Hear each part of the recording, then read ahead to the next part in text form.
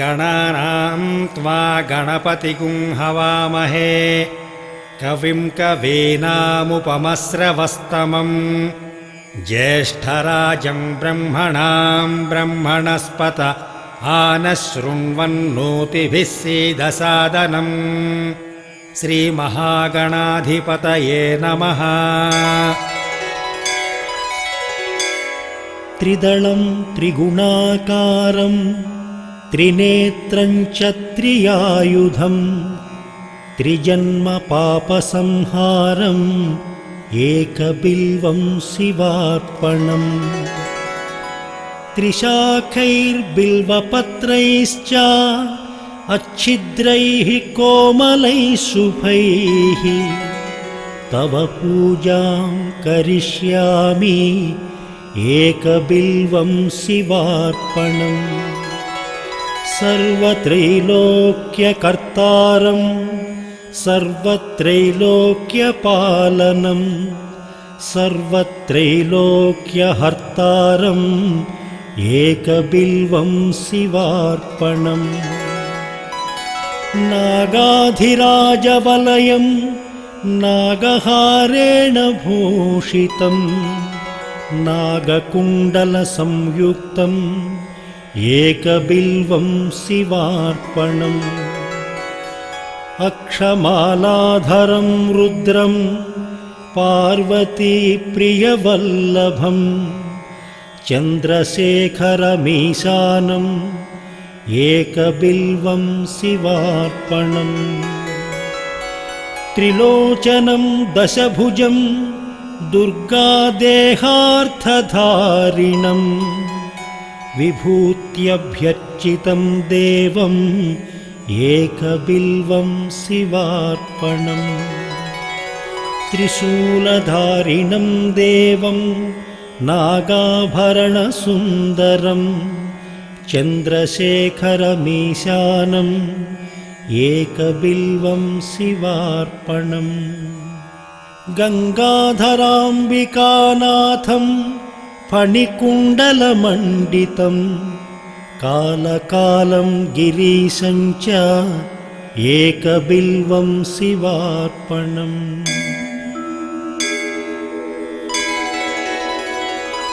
शुद्धस्फटिकसङ्काशं शितिकण्ठं कृपानिधिं सर्वेश्वरं सदा शान्तम् एकबिल्वं शिवार्पणम् सच्चिदानन्दरूपं च परानन्दमयं शिवं वागीश्वरं चिदाकाशम् एकबिल्वं शिवार्पणम् सिपिविष्टं सहस्राक्षं दुन्दुभ्यं च निषङ्गिणम् हिरण्यबाहुं सेनान्यम् एकबिल्वं शिवार्पणम् अरुणं वामनं तारं वास्तव्यं चैव वास्तुपम् ज्येष्ठं कनिष्ठं वैशन्तं एकबिल्वं शिवार्पणम् हरिकेशं सनन्दीशम् उच्चैर्घोषं सनातनम् अघोररूपकं कुम्भम् एकबिल्वं शिवार्पणम् पूर्वजावरजं याम्यं सूक्ष्मतस्करनायकं नीलकण्ठं जघन्यं च एकबिल्वं शिवार्पणम् सुराश्रयं विषहरं वर्मिणं च वरोधिनं महासेनं महावीरम् एकबिल्वं शिवार्पणम् कुमारं कुशलं कूप्यं वदान्यं च महारथं तौर्यातौर्यं च देव्यं च एकबिल्वं शिवार्पणम्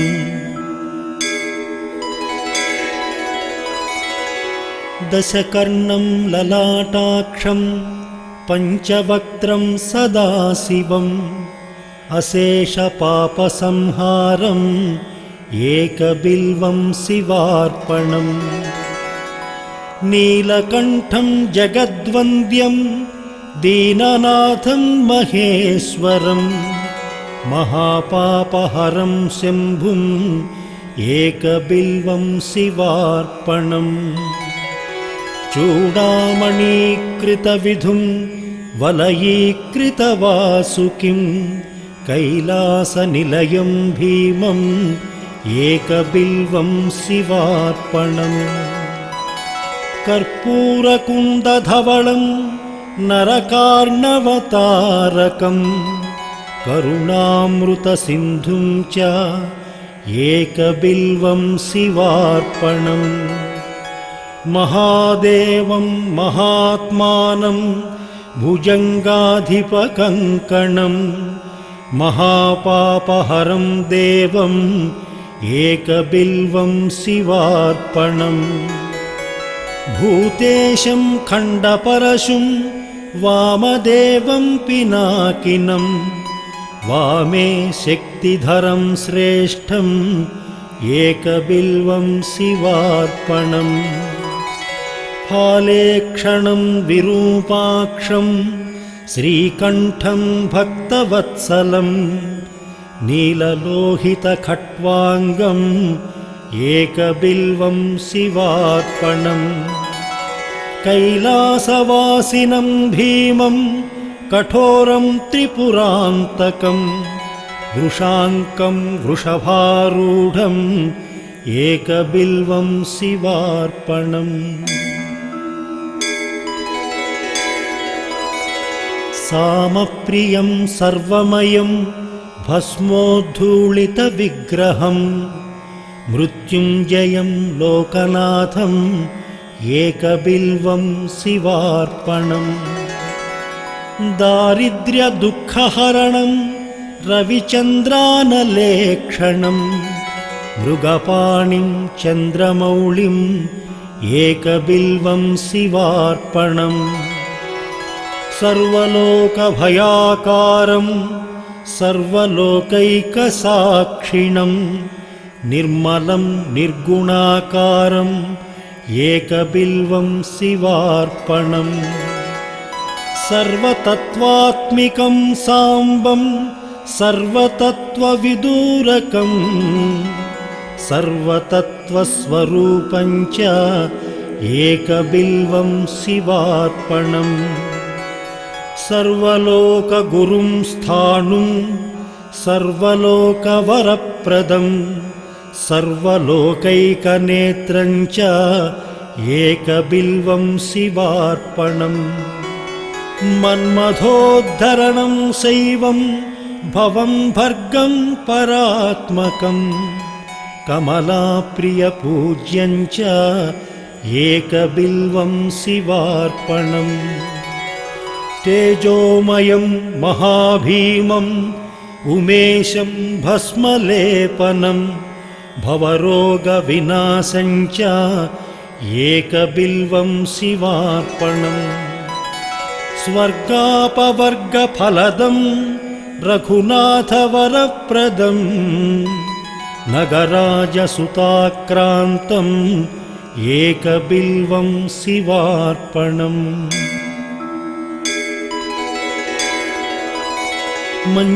मञ्जीरपादयुगलं कुम्भलक्षणलक्षितं फणिराजविराजं च एकबिल्वं शिवार्पणम् निरामयं निराधारं निस्सङ्गं निष्प्रपञ्चकं तेजोरूपं महारौद्रम् एकबिल्वं शिवार्पणम् सर्वलोकैकपितरं सर्वलोकैकमातरं सर्वलोकैकनाथं च एकबिल्वं शिवार्पणम् चित्राम्बरं निराभासं वृषभेश्वरवाहनं नीलग्रीवं चतुर्वक्त्रम् एकबिल्वं शिवार्पणम् रत्नकञ्चुकरत्नेशं रत्नकुण्डलमण्डितं नवरत्नकिरीटं च एकबिल्वं शिवार्पणम् दिव्यरत्नाङ्गुलीकर्णकण्ठाभरणभूषितं नानारत्नं मणिमयम् एकबिल्वं शिवार्पणम् रत्नाङ्गुलीयविलसत्करशाखनखप्रभं भक्तमानसगेयं च एकबिल्वं शिवार्पणम् वामाङ्गभागविलसत् अम्बिकावीक्षणप्रियं पुण्डरीकनिभाक्षं च एकबिल्वं शिवार्पणम् सम्पूर्णकामदं सौख्यं भक्तेष्टफलकारणं सौभाग्यदं हितकरम् एकबिल्वं शिवार्पणम् नानाशास्त्रगुणोपेतं शुभमङ्गलविग्रहं विद्याविभेदरहितम् एकबिल्वं शिवार्पणम् अप्रमेयगुणाधारं वेदकृद्रूपविग्रहं धर्माधर्मप्रवृत्तं च एकबिल्वं शिवार्पणम् गौरीविलासं सदनं जीवजीवपितामहं कल्पान्तभैरवं शुभ्रम् एकबिल्वं शिवार्पणम् सुखदं सुखनाशं च दुःखदं दुःखनाशनं दुःखावतारं भद्रं च एकबिल्वं शिवार्पणम् सुखरूपं रूपनाशं सर्वधर्मफलप्रदम् अतीन्द्रियं महामायम् एकबिल्वं शिवार्पणम् सर्वपक्षिमृगाकारं सर्वपक्षिमृगाधिपं सर्वपक्षिमृगाधारम् एकबिल्वं शिवार्पणम् जीवाध्यक्षं जीववन्द्यं जीवं जीवनरक्षकं जीवकृज्जीवहरणम् एकबिल्वं शिवार्पणम्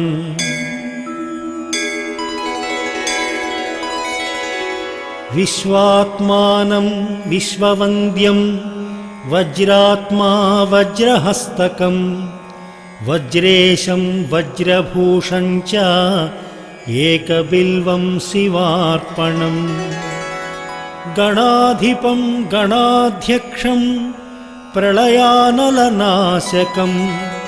जितेन्द्रियं वीरभद्रम् एकबिल्वं शिवार्पणम् त्र्यम्बकं हृतं शूरं हरिषड्वर्गनाशकं दिगम्बरं क्षोभनाशम् एकबिल्वं शिवार्पणम् कुन्देन्दुशङ्खधवलं भगनेत्रभिदुज्ज्वलं कालाग्निरुद्रं सर्वज्ञम् एकबिल्वं शिवार्पणम् कम्बुग्रीवं कम्बुकण्ठं धैर्यदं धैर्यवर्धकं शार्दूलचर्मवसनम् एकबिल्वं शिवार्पणम् जगदुत्पत्तिहेतुं च जगत्प्रलयकारणं पूर्णानन्दस्वरूपं च एकबिल्वं शिवार्पणम् सर्गकेशं महत्तेजं पुण्यश्रवणकीर्तनं ब्रह्माण्डनायकं तारम् एकबिल्वं शिवार्पणम् मन्दारमूलनिलयं मन्दारकुसुमप्रियम् बृन्दारकप्रियतरम् एकबिल्वं शिवार्पणम् महेन्द्रियं महाबाहुं विश्वासपरिपूरकं सुलभासुलभं लभ्यम् एकबिल्वं शिवार्पणम् बीजाधारं बीजरूपं निर्बीजं बीजवृद्धिदं परेशं बीजनाशं च एकबिल्वं शिवार्पणम् युगाकारं युगाधीशं युगकृद्युगनाशकं परेशं बीजनाशं च एकबिल्वं शिवार्पणम् धूर्जटिं पिङ्गलजटं जटामण्डलमण्डितं कर्पूरगौरं गौरीशम् एकबिल्वं शिवार्पणम् सुरावासं जनावासं योगीशं योगिपुङ्गवं योगदं योगिनां सिंहम् एकबिल्वं शिवार्पणम् उत्तमानुत्तमं तत्त्वम् अन्धकासुरसूदनं भक्तकल्पद्रुमस्तोमम् एकबिल्वं शिवार्पणम् विचित्रमाल्यवसनं दिव्यचन्दनचर्चितं विष्णुब्रह्मादिवन्द्यं च एकबिल्वं शिवार्पणम् कुमारं पितरं देवं सितचन्द्रकलानिधिं ब्रह्मशत्रुं जगन्मित्रम् एकबिल्वं शिवार्पणम्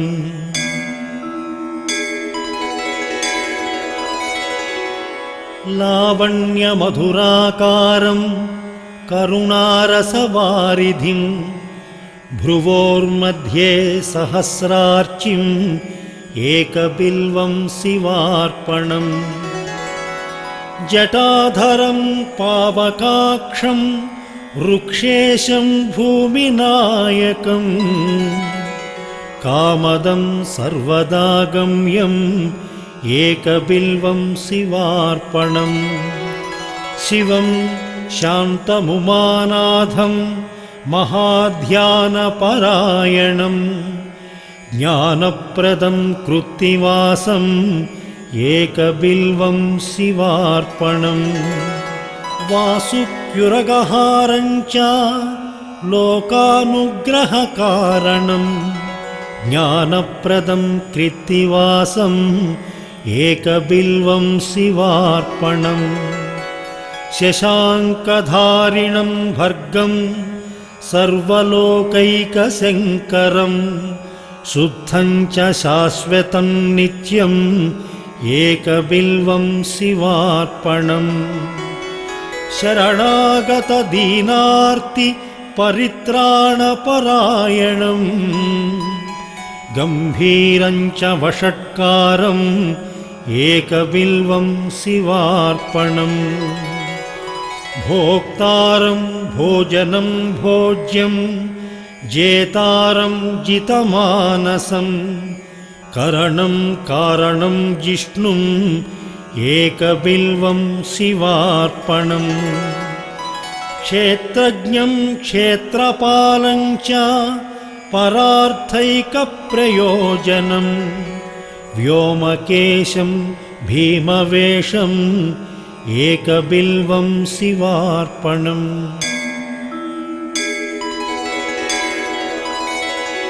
भवघ्नं तरुणोपेतं क्षोदिष्ठं यमनाशकं हिरण्यगर्भं हेमाङ्गम् एकबिल्वं शिवार्पणम् दक्षं चामुण्डजनकं मोक्षदं मोक्षकारणं हिरण्यगर्भं हेमरूपम् एकबिल्वं शिवार्पणम् महाश्मशाननिलयं प्रच्छन्नस्फटिकप्रभं वेदाश्वं वेदरूपं च एकबिल्वं शिवार्पणम् स्थिरं धर्मम् उमानाथं ब्रह्मण्यं चाश्रयं विभुं जगन्निवासं प्रथमम् एकबिल्वं शिवार्पणम् रुद्राक्षमालाभरणं रुद्राक्षप्रियवत्सलं रुद्राक्षभक्तसंस्तोमम् एकबिल्वं शिवार्पणम् फणीन्द्रविलसत्कण्ठं भुजङ्गाभरणप्रियं दक्षाध्वरविनाशं च एकबिल्वं शिवार्पणम् नागेन्द्रविलसत्कर्णम् अहीन्द्रवलयावृतं मुनिवन्द्यं मुनिश्रेष्ठम् एकबिल्वं शिवार्पणम् मृगेन्द्रचर्मवसनं मुनीनामेकजीवनं सर्वदेवादिपूज्यं च एकबिल्वं शिवार्पणम् निधनेशं धनाधीशम् अपमृत्युविनाशनं लिङ्गमूर्तिमलिङ्गात्मम् एकबिल्वं शिवार्पणम् भक्तकल्याणदं व्यस्तं वेदवेदान्तसंस्तुतं कल्पकृत्कल्पपाशं च एकबिल्वं शिवार्पणम्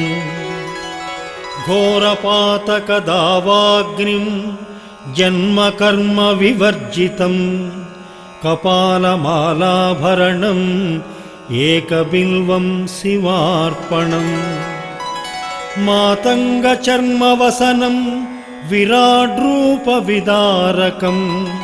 विष्णुक्रान्तमनन्तं च एकबिल्वं शिवार्पणम् यज्ञकर्मफलाध्यक्ष यज्ञविघ्नविनाशनं यज्ञेशं यज्ञभोक्तारम् एकबिल्वं शिवार्पणम् कालाधीशं त्रिकालज्ञं दुष्टनिग्रहकारकं योगिमानससम्पूज्यम् एकबिल्वं शिवार्पणम् महोन्नतं महाकायं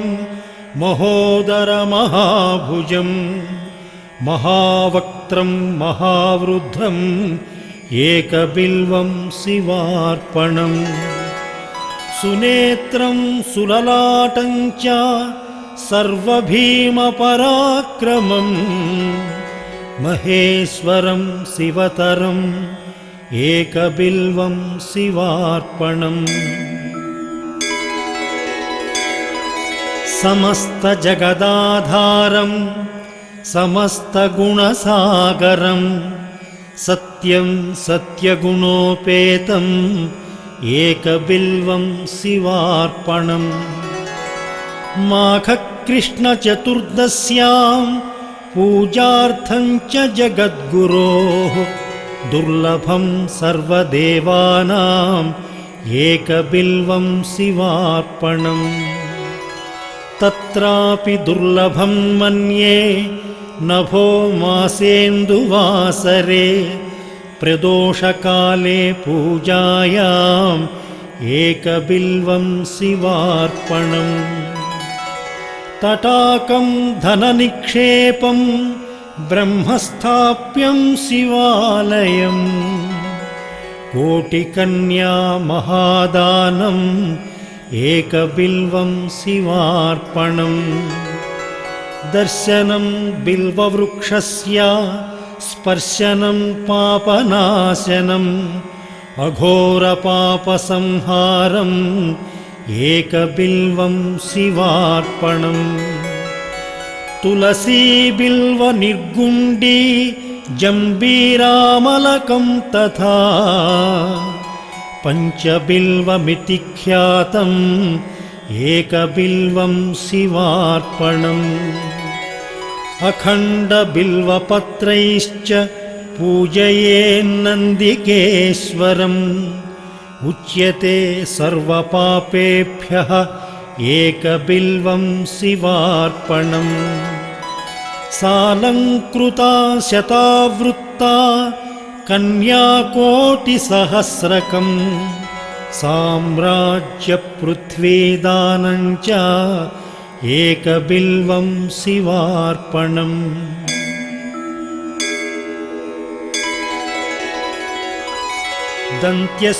दन्त्यस्वकोटिदानानि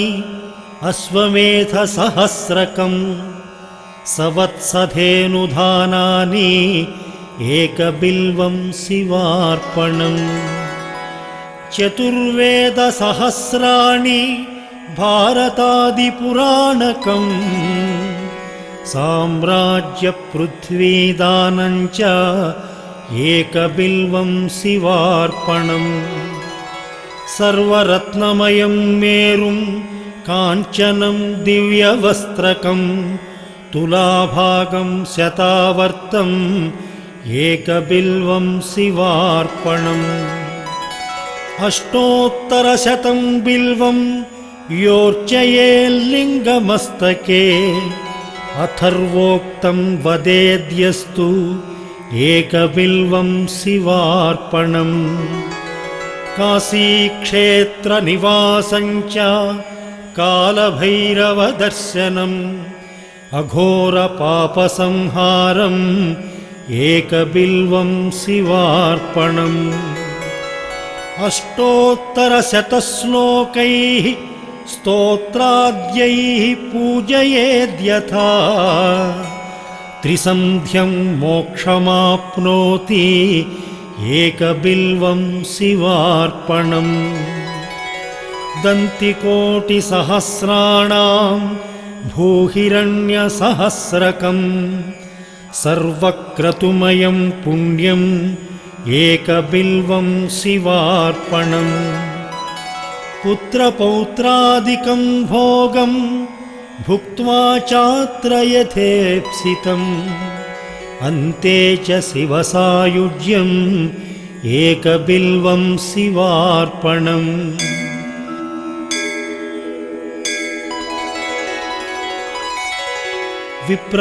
विप्रकोटिसहस्राणां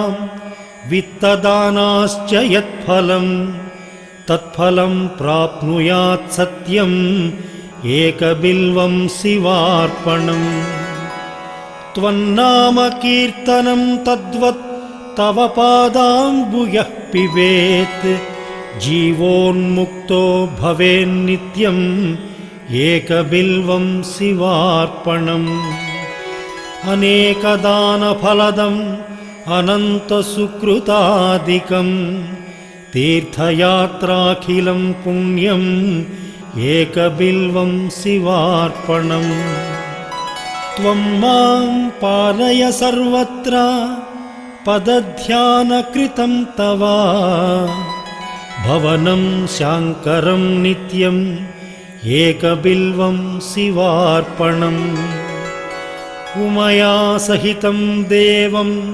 सवाहनगणं शिवं भस्मानुलिप्तसर्वाङ्गम्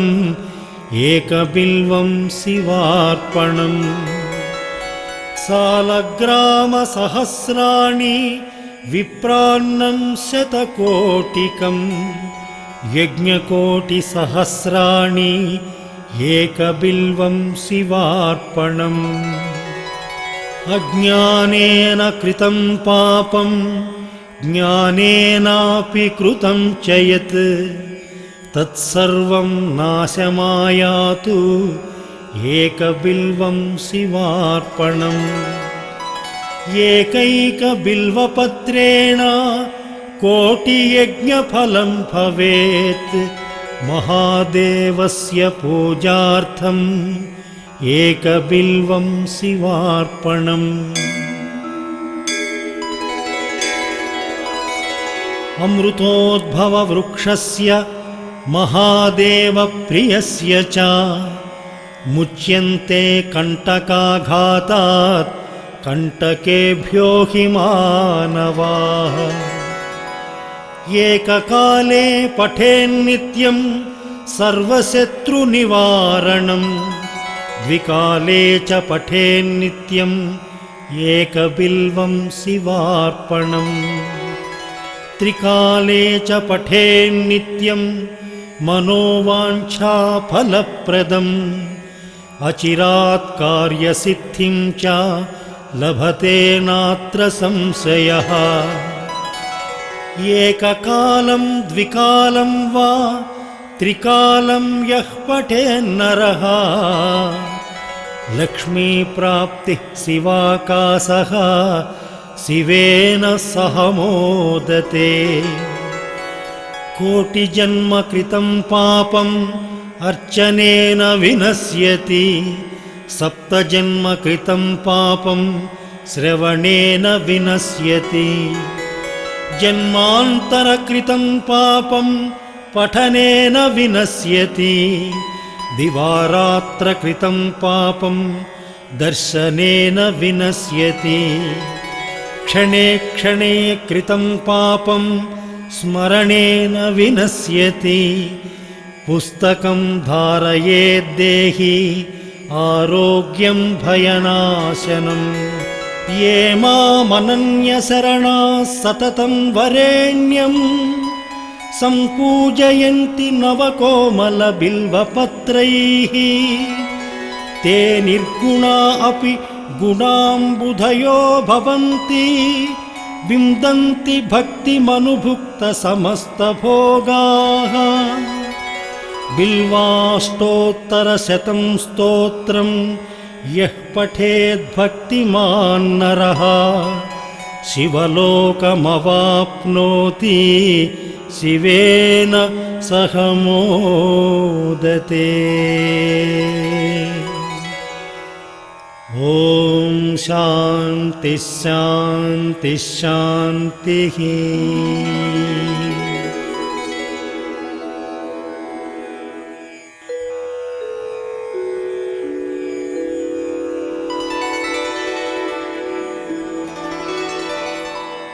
एककाले पठेन्नित्यं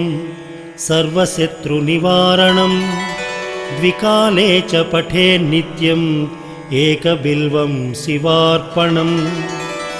त्रिकाले च पठेन्नित्यं मनोवाञ्छाफलप्रदम् अचिरात् कार्यसिद्धिं च लभते नात्र संशयः। एककालं द्विकालं वा त्रिकालं यः पठेन्नरः लक्ष्मीप्राप्तिः शिवाकाशः शिवेन सह मोदते। कोटिजन्म कृतं पापम् अर्चनेन विनश्यति सप्तजन्म कृतं पापं श्रवणेन विनश्यति। जन्मान्तरकृतं पापं पठनेन विनश्यति